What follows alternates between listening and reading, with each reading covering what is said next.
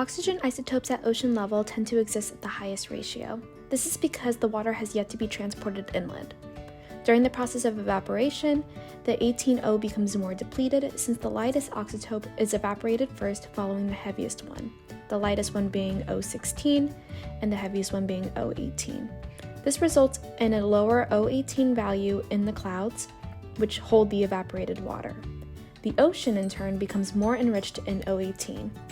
As oxygen isotopes travel inland, it becomes more depleted in the clouds. However, once precipitation occurs, the heaviest isotope, O18, falls first, so the land becomes more enriched in O18. However, these values on land will never be as high as they initially were in ocean level due to this fractionation. Temperature also influences oxygen isotope fractionation during precipitation. This effect can be seen near the coastline and in higher altitudes. Because water evaporates less in winter months, there is depletion of O18 in the clouds. Therefore, precipitation in the winter has a lower O18 value compared to in the spring. Opposed to winter, spring precipitation has a higher O18 value. This effect can also be seen in many different areas across the landscape.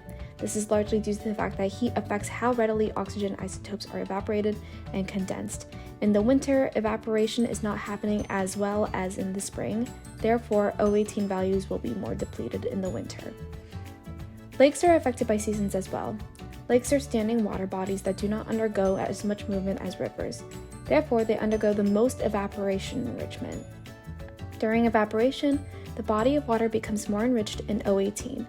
Since evaporation is dependent on heat, in summer months at lakes there are higher O18 values. Rivers are also affected by seasons, however not in the same way lakes are.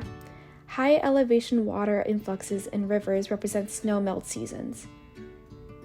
Since snow has a lower O18 value, the melted snow in the river overall has a lower O18 value in summer months. Mountains are located more inland and receive the most precipitation that is depleted in O18. This is because most of the heavier isotopes were relieved before arriving at this higher altitude. The top of the mountain will have slightly more enriched O18 values compared to the clouds the water came from. However, it is still relatively low.